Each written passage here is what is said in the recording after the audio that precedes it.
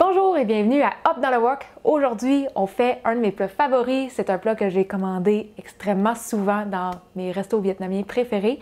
C'est le poulet citronnelle avec vermicelle. C'est un plat qui est frais, qui est pas trop calorique et qui est souvent commandé sur les heures de lunch parce que c'est un plat rapide à manger et qui nous bourre pas trop pour le restant de la journée. Et vous allez voir, il y a vraiment une grosse combinaison de saveurs, de textures. C'est un plat qui est excellent et très rafraîchissant aussi pour les journées chaudes d'été. Avant d'aller plus loin, si vous aimez les vidéos que je fais sur la nourriture asiatique, n'oubliez pas de vous abonner à ma chaîne pour être sûr de ne pas manquer toutes les prochaines vidéos parce qu'on va en publier à chaque semaine. Bon, on peut aller maintenant pour les ingrédients pour la marinade.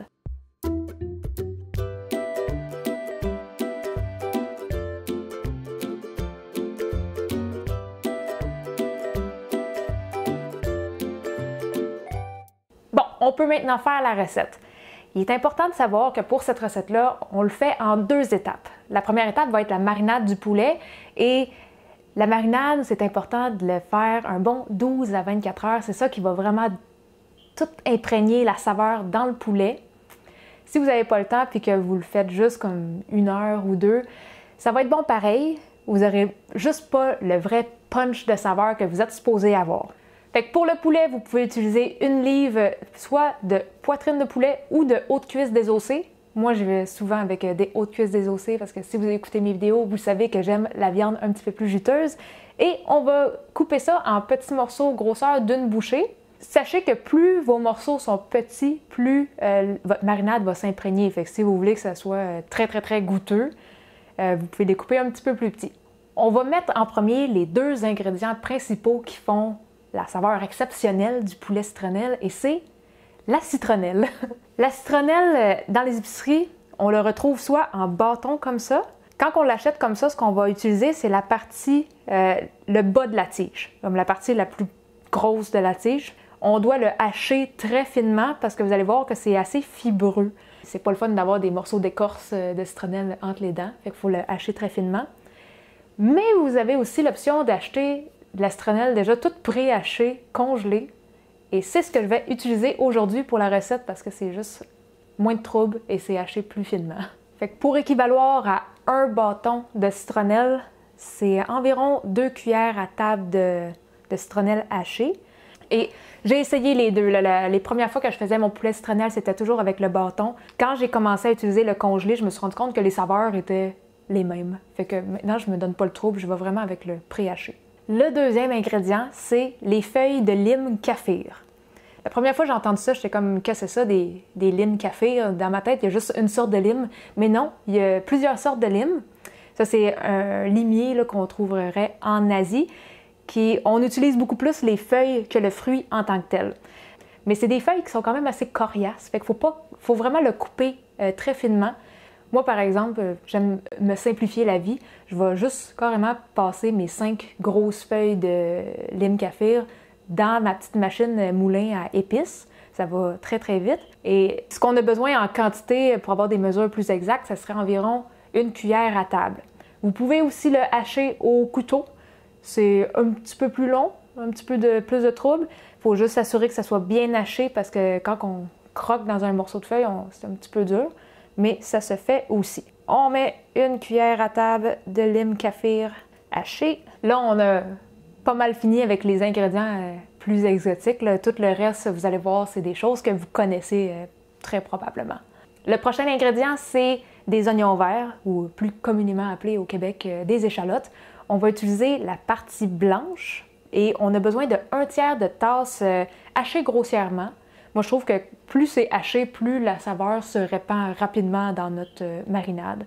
Si vous voulez utiliser la partie blanche et la partie verte, parce que vous ne voulez pas gaspiller non plus la partie verte, vous pouvez l'utiliser. Le prenez, au total, vous avez besoin de 1/3 de tasse. Mais la partie verte, coupée en petites rondelles, vous pouvez très facilement l'utiliser en garniture pour la plupart de vos plats asiatiques ou pour ce plat-là aussi.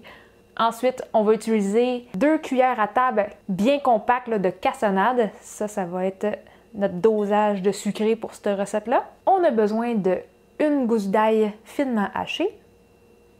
Ensuite, on va mettre 1 cuillère à table de sauce de poisson. vous dirais, ça ne dérange pas vraiment la marque pour celui-là. Aujourd'hui, j'utilise la marque Squid, mais si vous avez la marque des 3 crabes, ça fait tout aussi bien. Le prochain ingrédient, ça va être une demi-cuillère à thé de paprika. Et on va avoir aussi un quart de cuillère à thé de curcuma. Ensuite, on va y aller avec une demi-cuillère à thé de sel, un quart de cuillère à thé de poivre noir. Et là, juste pour que notre sauce colle un petit peu plus à notre poulet, on va mettre une cuillère à thé de fécule de maïs. Et là, il nous reste juste 2 ingrédients. Là, on va mettre une cuillère à thé de miel. Et pour finir, on va mettre une cuillère à thé de sauce hoisin. Comme vous pouvez voir, ça faisait beaucoup de petits ingrédients, mais vous allez voir, c'est ça qui va faire une très bonne saveur à notre poulet. Un coup qu'on a tous nos ingrédients dans notre poulet, on peut venir tout mélanger pour que ça soit un mélange homogène.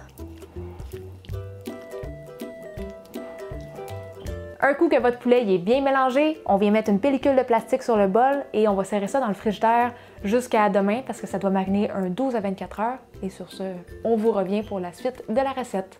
On est de retour après 24 heures de marinade pour notre poulet. Fait qu'on va juste le transférer dans un bol en Pyrex qu'on va pouvoir mettre au four. On s'assure de bien verser et de récolter tout le petit jus de marinade. Plus qu'on a de jus, plus que ça goûte. On vient s'assurer que notre poulet est bien séparé le plus possible pour la cuisson. Et là, j'ai fait préchauffer mon four à 350. On va le faire cuire pendant environ 45 minutes. Et à mi-cuisson, je le sors et je vais venir juste brasser mon poulet parce que des fois, s'ils sont trop collés ensemble, les morceaux de poulet, il y en a qui ont de la misère à cuire. Fait que mi-cuisson, on vient juste mélanger un petit peu ça. Et pour éviter que mon poulet s'assèche, parce que moi, j'aime ça quand il reste un petit peu de jus là, dans mon poulet, je vais juste mettre une feuille de papier d'aluminium que je dépose dessus. Je laisse une toute petite fente pour que l'air circule pareil, mais je veux juste pas que mon four vienne assécher mon poulet. Fait qu'on met ça dans le four tout de suite. Et pendant que le poulet cuit, on va en profiter pour préparer tous les autres éléments de ce plat.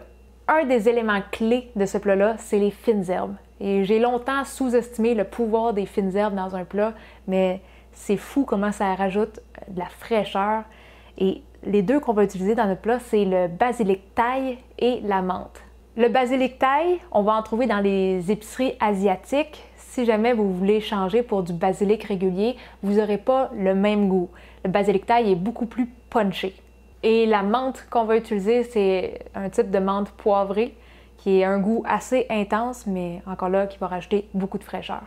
Et en passant, c'est des plantes que vous pouvez cultiver très facilement. Moi, je fais pousser mes plants sur mon balcon et c'est des plants que j'avais achetés, c'était des fines herbes dans des sacs que j'avais achetés au marché asiatique et que j'ai juste carrément planté dans la terre. J'ai arrosé abondamment et 2 semaines plus tard, ça revenait à la vie et maintenant, j'en ai en tout temps.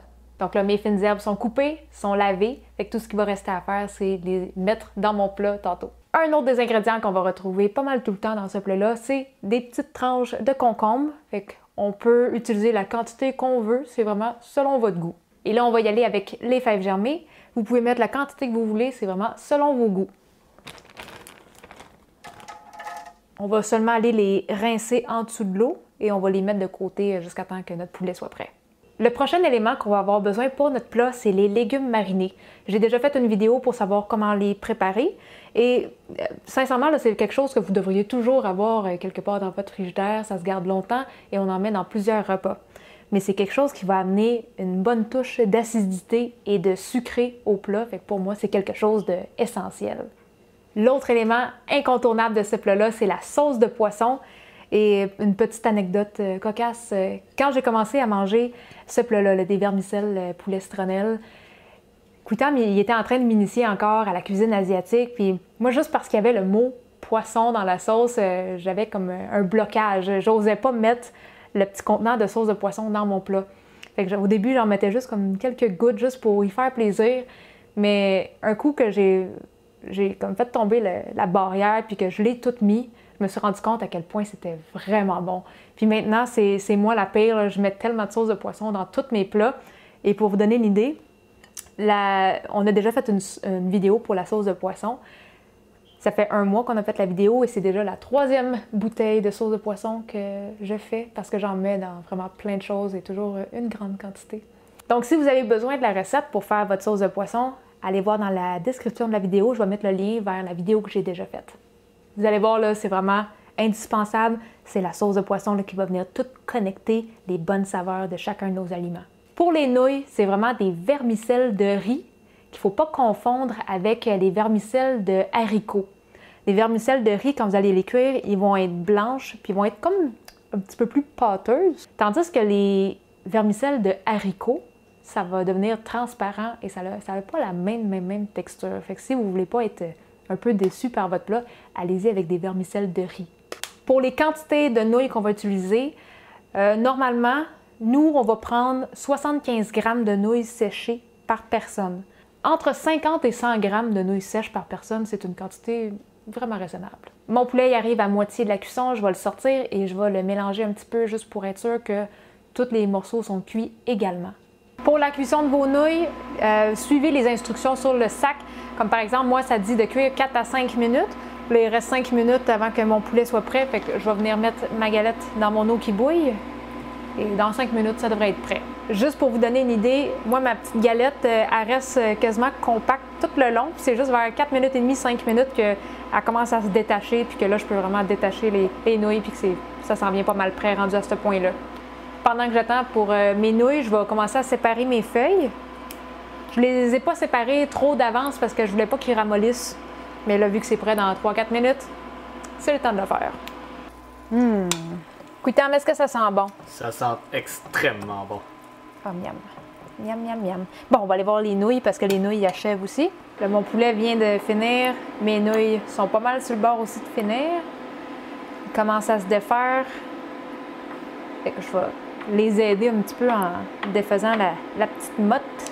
Mes nouilles sont prêtes.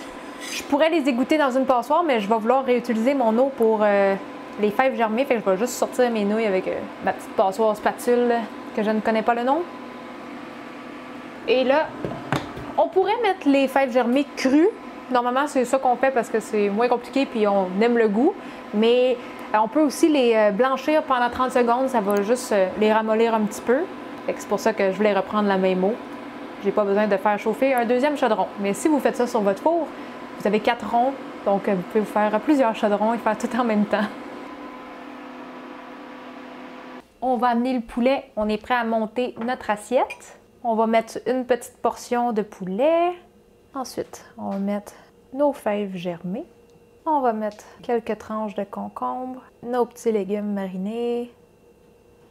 On va mettre nos fines herbes, mais un petit truc pour que ça soit plus parfumé, c'est mieux si on coupe les feuilles. Vous pouvez les déchirer à la main ou vous pouvez les couper avec des ciseaux. Et on peut mettre aussi un peu de garniture avec nos échalotes qui nous restaient d'hier. On est rendu à mélanger notre plat et pour que ça soit plus facile à mélanger, on va venir mettre notre sauce de poisson. Vous y allez selon votre goût. Vous pouvez manger ça juste comme ça, mais si vous voulez élever ça un peu comme au niveau du restaurant, vous pouvez vous faire des rouleaux impériaux pour servir en à côté. Et pour ça aussi, j'ai fait une vidéo qui est très facile à suivre. C'est vraiment pas compliqué de faire des rouleaux et c'est très savoureux.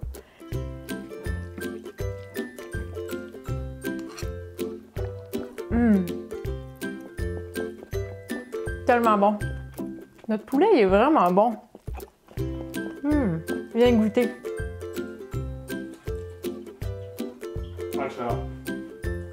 Goûtez ça, là, puis vous nous remercierez. Trop bon. Et là, juste pour avoir toute l'expérience, il faut bien goûter un rouleau.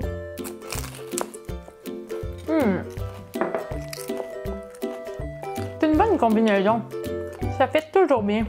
Chaque fois que je mange ce repas-là, je capote tellement que c'est bon. C'est un de mes repas favoris et si vous l'essayez, je suis certaine que vous allez l'adorer. Si vous avez besoin de la recette écrite ou téléchargeable en PDF, comme d'habitude, je vais mettre le lien dans la description de la vidéo. Et surtout, n'oubliez pas de vous abonner à ma chaîne. On adore ça, voir que vous aimez nous suivre et aussi quand vous nous envoyez des photos des plats que vous faites parce que, ma foi, il y en a qui sont très très bons pour reproduire nos plats. Et sur ce, moi je vais aller finir mon dîner et on se dit à la prochaine. Bye bye!